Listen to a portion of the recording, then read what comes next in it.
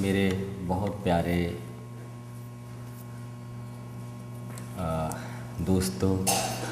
भैनों, वीरों, बच्चों, बच्चियों, मेरे लिए हमेशा ही हुण कि मैं 4-5 साल बाद कैनेडा आया तो हमेशा ही आके इस गल की बहुत खुशी हुंदी है कि जिहड़ियां किसी वक्त मैं बहुत उदास सतरां परदेसी होने बारे कहियां सी कि जो विदेशों च रुलते ने रोज़ी लई वो जदों देश परतणगे अपने कदी कुछ तो सेकणगे माँ दे सिरे दी अगन बाकी कबरां दे रुख हेठ जा बैणगे। मैनूं खुशी हुंदी है कि ये सतरां हौली हौली मिट जाणगियां ते ये प्रदेश उहो जिहा प्रदेश नहीं रहूगा जिहो जे प्रदेश वेले मैं ये चीज़ां लिखियां सी। कवि नूं वैसे अपनी 17 मिटण ते दुख हुंदा, पर मैनूं इन्हां 17 मिटण ते खुशी होगी कि 17 वो एक उर्दू पाकिस्तानी कवि एक कविता पढ़ता होंदा सीगा भी जाग मेरे पंजाब, कहना ये कविता मेरी कदी नहीं पुरानी हो सकती क्योंकि पंजाब ने जागना ही नहीं कभी।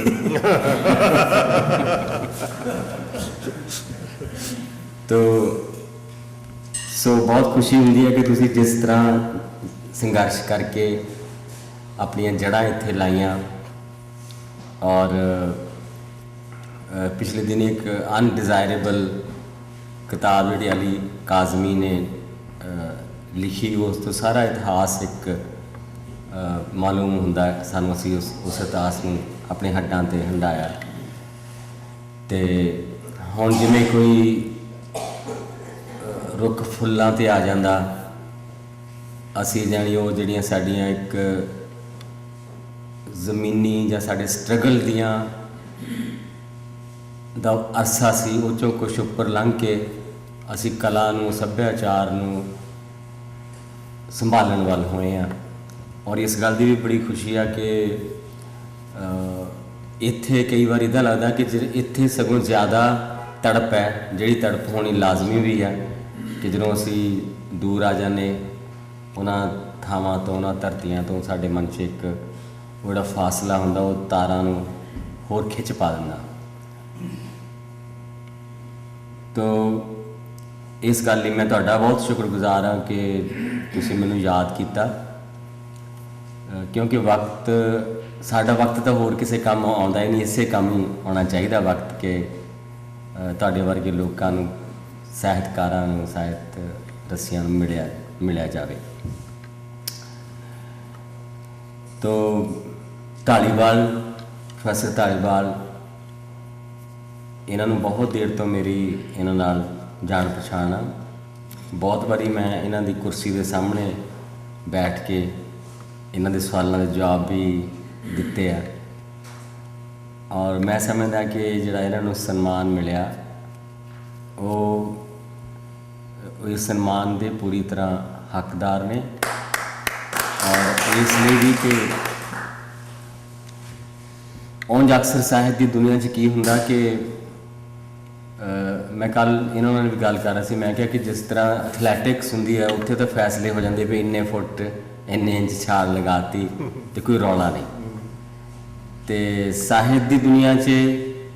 कई बार इदा हुंदा कि शेक्सपीयर बारे टॉलस्टॉय शेक्सपीयर ने एक माड़ा नाटककार मानता सी। ने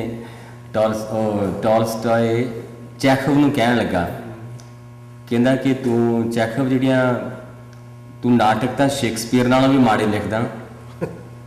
पर कहानी तू कदी कदी मेरे नालों भी अच्छी लिखदा। कि जिन्होंने शेक्सपीयर नूं सारा जहान मानता सी उन्होंने टॉलस्टॉय ਮੰਨਣ ਨੂੰ ਤਿਆਰ ਨਹੀਂ ਸੀ ਕਿ ਸਾਹਿਤ ਦੀ ਦੁਨੀਆ 'ਚ ਆਬਜੈਕਟਿਵ ਪੈਰਾਮੀਟਰ ਇਸ ਤਰ੍ਹਾਂ ਦੇ ਪਰਫੈਕਟ ਨਹੀਂ ਹੁੰਦੇ ਜਿਸ ਤਰ੍ਹਾਂ ਬਹੁਤ ਜਗ੍ਹਾ 'ਚ ਅਸੀਂ ਕਹਿੰਦੇ ਕਿ ਹਾਂ ਵੀ ਇਹ ਬਹੁਤ ਜਾਣੀ ਸਹੀ ਅਤੇ ਸਹੀ ਇਸੇ ਕਰਕੇ ਸਾਹਿਤ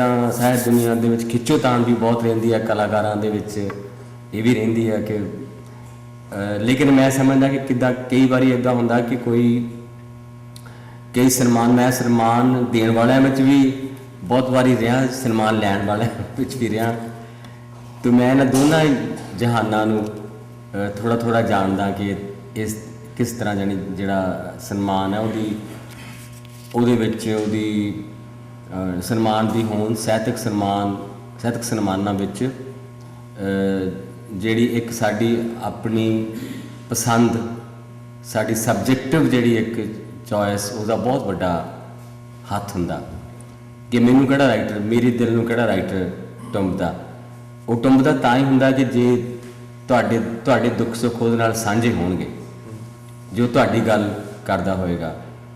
ਤੋ ਅੱਜ ਜਦੋਂ ਅਸੀਂ ਇਹ ਵੀ ਕਹਿੰਦੇ ਹਾਂ ਵੀ ਲੋਕ ਪੰਜਾਬੀ ਤੋਂ ਜਾਂ ਕਵਿਤਾ ਤੋਂ ਦੂਰ ਜਾ ਰਹੇ ਆ, ਮੈਂ ਸਮਝਦਾ ਕਿ ਸ਼ਾਇਦ ਲੋਕ ਕਵਿਤਾ ਤੋਂ ਦੂਰ ਨਹੀਂ ਜਾ ਰਹੇ, ਕਵੀ ਲੋਕਾਂ ਤੋਂ ਦੂਰ ਜਾ ਰਹੇ। ਬਹੁਤ ਅੱਛਾ ਕਿ ਜੋ ਕੁਛ ਜੇ ਤੁਸੀਂ ਜੋ ਲੋਕਾਂ ਦੇ ਦਿਲਾਂ ਨੂੰ ਦੁੱਖ ਦੇ ਰਿਹਾ, ਜੇ ਤੁਹਾਨੂੰ ਉਹਦਾ ਨਹੀਂ ਪਤਾ, ਫਿਰ ਤੁਹਾਨੂੰ ਉਸ ਭਾਸ਼ਾ ਦਾ ਕਵੀ ਹੋਣ ਦਾ, ਸਿਰਫ ਭਾਸ਼ਾ ਆਉਣ ਨਾਲ ਕੋਈ ਕਵੀ ਨਹੀਂ ਬਣ ਜਾਂਦਾ, ਜਾਂ ਬਹਿਰ ਵਜ਼ਨ ਸਿੱਖਣ ਨਾਲ ਕੋਈ ਕਵੀ ਨਹੀਂ ਬਣ ਜਾਂਦਾ। ਕਵੀ ਉਹ ਆ ਕਿ ਜਿਹੜੀ ਆਪਣੇ ਲੋਕਾਂ ਦੀ ਆਤਮਾ ਦੀ ਆਵਾਜ਼ ਬਣ ਸਕੇ। ਤੋ ਧਾਲੀਵਾਲ ਹੋਰਾਂ ਨੇ ਆਪਣੇ ਮਾਧਿਅਮ ਦੁਆਰਾ ਇਹ ਕੰਮ ਕੀਤਾ ਕਿ ਉਹ ਆਪਣੇ ਭਾਈਚਾਰੇ ਦੀ ਆਵਾਜ਼ ਵੀ ਬਣੇ, ਭਾਈਚਾਰੇ ਦੀਆਂ ਕਦਰਾਂ ਕੀਮਤਾਂ, ਜਿੱਥੇ ਕਿਤੇ ਉਹਨਾਂ ਨੂੰ ਕਿਸੇ ਚੀਜ਼ ਦੀ ਆਲੋਚਨਾ ਕਰਨੀ ਪਈ, ਆਲੋਚਨਾ ਵੀ ਕੀਤੀ, ਔਰ ਜੋ ਕੁਛ ਦੁਨੀਆ 'ਤੇ ਹੋ ਰਿਹਾ ਉਸ ਨਾਲ ਉਹਨੂੰ ਕੰਪੇਅਰ ਵੀ ਕੀਤਾ। ਤੋ ਕੁਛ ਇਹਨਾਂ ਦੇ ਆਰਟੀਕਲ, ਜਿਸ ਤਰ੍ਹਾਂ ਅਜੀਤ ਵਿੱਚ ਪੰਜਾਬੀ ਭਾਸ਼ਾ ਬਾਰੇ ਬਹੁਤ ਵਧੀਆ ਆਰਟੀਕਲ, ਜਾਂ ਭਾਸ਼ਾ ਵਿਭਾਗ ਦੀ ਈਵਨ ਜਿਹੜੀ ਕਾਰਗੁਜ਼ਾਰੀ ਹੈ, ਉਸ ਕਾਰਗੁਜ਼ਾਰੀ ਦੀ ਆਲੋਚਨਾ ਕਰਨ ਵਾਲੇ ਵੀ ਆਰਟੀਕਲ ਛਪੇ। ਤੋ ਮੈਂ ਇਸ ਮੌਕੇ 'ਤੇ ਇਹਨਾਂ ਨੂੰ ਬਹੁਤ ਮੁਬਾਰਕਬਾਦ ਦਿੰਦਾ, ਕਿਉਂਕਿ ਇਸ ਵੇਲੇ ਕੀ ਹੈ ਕਿ ਪੱਤਰਕਾਰੀ ਦੀ ਅਹਿਮੀਅਤ ਬਹੁਤ ਜ਼ਿਆਦਾ। ਡਿਪਟੀ ਕਮਿਸ਼ਨਰ ਕਵੀ ਦੇ ਆਏ ਤੇ ਨਹੀਂ ਖੜਾ ਹੋਏਗਾ, ਪੱਤਰਕਾਰ ਆਏਗਾ ਤੇ ਖੜਾ ਹੋਏਗਾ। ਤੋ ਇਸ ਲਈ ਔਰ ਇਸੇ ਕਰਕੇ ਪੱਤਰਕਾਰੀ ਦੁਨੀਆ ਵਿੱਚ ਕਰਪਸ਼ਨ ਵੀ ਬਹੁਤ ਹੋ ਗਈ। ਜਿਵੇਂ ਕਿਸੇ ਨੇ ਕਿਹਾ ਸੀ ਕਿ ਵੀ ਖੌਫ ਤੇ ਲਾਲਚ ਹੈ ਪੱਤਰਕਾਰ ਵਿੱਚ, ਸੱਚ ਕੀ ਲੱਭਦਾ ਹੈ ਫਿਰ ਅਖਬਾਰ ਵਿੱਚ, ਕਿ ਜੇ ਪੱਤਰਕਾਰਾਂ ਦੇ ਵਿੱਚ ਹੀ ਖੌਫ ਔਰ ਲਾਲਚ ਹੋਵੇ ਫਿਰ ਤੁਹਾਨੂੰ ਅਖਬਾਰ 'ਚੋਂ ਸੱਚ ਨਹੀਂ ਲੱਭ ਸਕਦਾ। ਸੋ ਪੱਤਰਕਾਰੀ ਬਾਰੇ ਇਸ ਵੇਲੇ ਇੰਡੀਆ ਵਿੱਚ ਜਿਹੜੀ ਕਿ ਪੇਡ ਨਿਊਜ਼ ਦਾ ਜਾਂ ਵਿਕੇ ਹੋਈ ਪੱਤਰਕਾਰੀ ਜਾਂ ਵਿਕੇ ਹੋਏ ਅਖਬਾਰ, ਕਿ ਜਿਹੜੀ ਚੀਜ਼ ਨੇ ਸਾਰੀ ਚੀਜ਼ ਨੂੰ ਸੰਭਾਲਣਾ ਹੁੰਦਾ, ਜਿਨ੍ਹਾਂ ਨੇ ਹਰ ਚੀਜ਼ ਨੂੰ ਪਰਖਣਾ ਹੁੰਦਾ, ਜਦੋਂ ਉਹ ਹੀ ਕਸਵੱਟੀਆਂ ਹੀ ਆਪ ਜਾਣੀ ਗਲਤ ਹੋ ਜਾਣ ਤੇ ਉਹ ਸੁਸਾਇਟੀ ਦਾ ਕੋਈ ਵਾਲੀ ਵਾਰਸ ਨਹੀਂ ਹੁੰਦਾ। ਸੋ ਪੱਤਰਕਾਰ ਇੱਕ ਤਰ੍ਹਾਂ ਉਹ ਇੱਕ ਰੈਫਰੀ ਵਾਂਗ, ਇੱਕ ਜੱਜ ਵਾਂਗ, ਇੱਕ ਓਪੀਨੀਅਨ ਮੇਕਰ ਵਾਂਗ ਜੋ ਕੰਮ ਕਰਦੇ ਆ, ਉਹ ਸੁਸਾਇਟੀ ਲਈ ਇੱਕ ਬਹੁਤ ਵੱਡਾ ਯੋਗਦਾਨ ਪੱਤਰਕਾਰਾਂ ਦਾ ਹੁੰਦਾ। ਔਰ ਮੈਂ ਸਮਝਦਾ ਕਿ ਰੇਡੀਓ ਖਾਸ ਕਰਕੇ ਇੰਗਲੈਂਡ ਵਿੱਚ ਵੀ, UK ਵਿੱਚ ਵੀ ਔਰ ਇੱਥੇ ਵੀ ਰੇਡੀਓ ਬਹੁਤ ਵੱਡਾ ਰੋਲ ਅਦਾ ਕਰ ਰਿਹਾ ਓਪੀਨੀਅਨ ਮੇਕਿੰਗ ਵਿੱਚ ਵੀ, ਔਰ ਲੋਕਾਂ ਨੂੰ ਅਵੇਅਰ ਕਰਨ ਵਿੱਚ, ਜਿਹੜਾ ਕਿ ਇੰਡੀਆ 'ਚ ਰੇਡੀਓ ਦਾ ਰੋਲ ਇਹ ਅਜੇ ਨਹੀਂ ਸ਼ੁਰੂ ਹੋਇਆ। ਜਿੰਨੇ FM ਰੇਡੀਓ ਵੀ ਆ ਉਹ ਬਹੁਤੇ ਯੰਗਸਟਰਸ ਦੇ ਅਤੇ ਉਹਨਾਂ ਦੇ ਜੋ ਗਾਣੇ ਉਹਨਾਂ ਨੂੰ ਸਮਰਪਿਤ ਨੇ। ਲੇਕਿਨ ਮੈਂ ਇੱਥੇ ਕਈ ਵਾਰੀ ਬਹੁਤ ਵਾਰੀ ਮੈਂ ਸੁਣਿਆ ਕਿ ਜਿਨ੍ਹਾਂ ਐਸੇ ਇਸ਼ੂਜ਼ 'ਤੇ ਬਹਿਸ ਹੁੰਦੀ ਹੈ, ਜਿਹੜੀ ਕਿ ਮੈਂ ਸਮਝਦਾ ਕਿ ਬਹੁਤ ਗੰਭੀਰ ਬਹਿਸ ਹੁੰਦੀ ਹੈ। ਸੋ ਇਸ ਕਰਕੇ ਵੀ ਕਿ ਇੱਕ ਨਵੇਂ ਮਾਧਿਅਮ ਵਿੱਚ ਇੰਨਾ ਸ਼ਾਨਦਾਰ ਕੰਮ ਕਰਨਾ, ਔਰ ਇੱਕ ਤਰ੍ਹਾਂ ਧਾਲੀਵਾਲ ਸਾਹਿਬ ਦਾ ਵੀ ਇਨਾਮ ਹੈ ਔਰ ਇਸ ਨਵੇਂ ਮਾਧਿਅਮ ਦਾ ਵੀ ਇਨਾਮ ਹੈ, ਔਰ ਭਾਈਚਾਰੇ ਦੀ ਸਮੁੱਚੀ ਇਨਵੋਲਵਮੈਂਟ ਦਾ ਵੀ ਇਨਾਮ ਹੈ। ਸੋ ਇਸ ਮੌਕੇ 'ਤੇ ਮੈਂ ਇਹਨਾਂ ਨੂੰ ਬਹੁਤ ਮੁਬਾਰਕਬਾਦ ਦਿੰਦਾ इनाम के वास्ते, इस पुरस्कार के वास्ते। और मैं दुआ करदा कि इस तो भी वड्डे सन्मानां दे हकदार होण। और साडियां जिस तरह कि बराड़ साहब ने कहा कि जिस तरह जो तुहानूं कोई वड्डा सन्मान मिलदा तो फिर तुहानूं तुहाडी जिम्मेवारी भी होर वध जांदी है कि तुहानूं असीं उस एक स्थान ते उच्चे स्थान ते देखते हैं और तुहाडे कोलों असीं हमेशा आस करते हैं कि तुसीं इस तरह ही इस भाईचारे की, मनुखता की, मानवता की जिहड़ी सेवा दे विच लगे रहोगे। तो मैं बहुत बहुत मुबारकबाद। हाँ जी साहिबान, आज बैसाखी का दिन है। Position, load, fire.